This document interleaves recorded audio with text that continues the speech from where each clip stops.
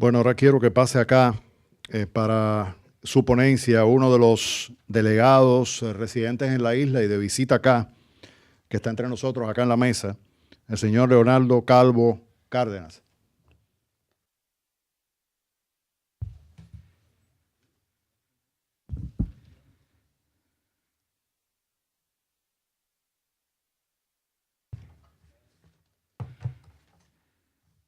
Buenos días a todos. Es un enorme placer para nosotros compartir este espacio con ustedes.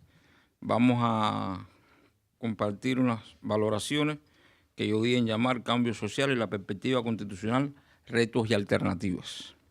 Cuba se encuentra sumida en una grave crisis estructural y vivencial, medio siglo de un fallido experimento que ha colocado a nuestra nación en un estado de pauperación material, moral y cultural. Hace imprescindible un proceso de profundas transformaciones que devuelva al país a los cauces del Estado de Derecho.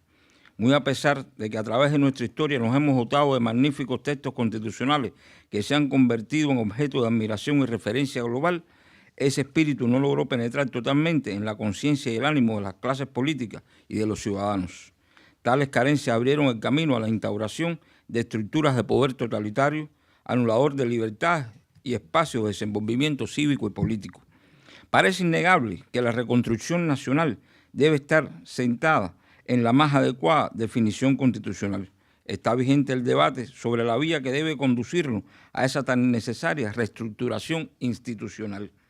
Unos actores continúan apostando a la restauración de la Constitución de 1940 bajo el criterio de que ésta cuenta con todos los mecanismos instrumentales para sentar las bases de la reconstrucción nacional. Sin embargo, esta opción dependería de la ocurrencia de un vacío de poder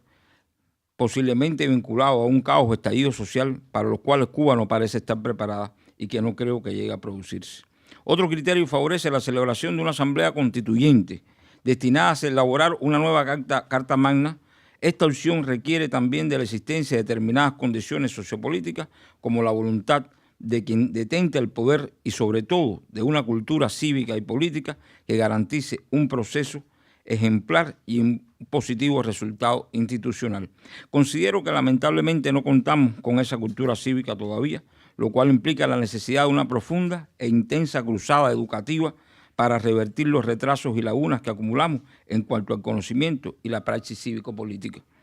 La tercera opción promueve la reforma de la Constitución vigente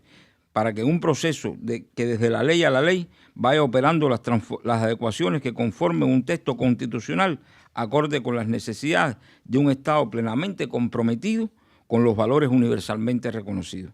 Esta variante reviste algunas particularidades, como son la de conceder papel determinante y alta responsabilidad a las autoridades en plaza, y las de aportar altas cuotas de gradualidad y estabilidad en el proceso.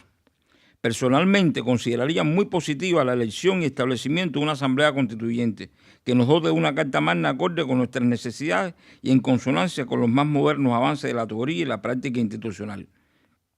La asamblea constituyente propiciaría la participación de los ciudadanos, los cuales se verían comprometidos como protagonistas directos en la necesaria reestructuración institucional, además de convertirse en la primera elección libre y real en más de medio siglo. En este caso sería muy importante lograr una adecuada representación en la Asamblea, donde pueden estar encarnadas todas las fuerzas y alternativas que reflejen la natural diversidad de la sociedad cubana, lo cual implicaría crear condiciones de transparencia, debate abierto, igualdad de espacios para todos los proyectos y candidaturas. Tal escenario condicionaría que las autoridades cubanas renunciaran de plano a mucha de su hegemonía por tanto tiempo acumulada para embarcarse en un proceso de confrontación política para la cual no parecen estar preparados. Cualquiera de los dos primeros escenarios, la restauración constitucional o la convocatoria de la Asamblea Constituyente, sería el resultado del establecimiento de un escenario nuevo que no veo factible a mediano plazo. A pesar del ostensible e irreversible fracaso del modelo sociopolítico impuesto por más de medio siglo, el gobierno cubano mantiene estricto control político y social. Paradójicamente, aunque las autoridades de la isla han roto su parte del contrato social establecido y se muestran incapaces y desinteresadas en cumplir su responsabilidad de proveer y brindar garantías jurídicas y sociales, no hay crisis de gobernabilidad en Cuba. No obstante, el creciente descontento y rechazo que se manifiestan en la sociedad hacia las posiciones y medidas del gobierno, los ciudadanos no están en capacidad de demandar los cambios o presionar a las autoridades en busca de la necesaria transformación estructural. El férreo control sobre todos los espacios económicos y sociales, la precaria situación económica que mantiene a los ciudadanos en condición de extrema dependencia de ese control, el dominio total de los mecanismos de información y difusión, la ventajosa utilización de recursos fascistas del enemigo externo, que ha permitido al liderazgo de La Habana satanizar a la oposición como instrumento de la política norteamericana hacia Cuba y rechazar toda posibilidad de reconocimiento a actores independientes y alternativos. Todos estos elementos constituyen sólidos soportes a la estabilidad del poder de un régimen que condena a la nación a un total desastre. Por otra parte, muchos actores internacionales parecen apostar solo por la estabilidad que puede garantizar ese férreo control gubernamental y colocan en un segundo plano la grave situación de derechos humanos y ausencia de garantías jurídicas que sufren los ciudadanos en todos los ámbitos de nuestra sociedad.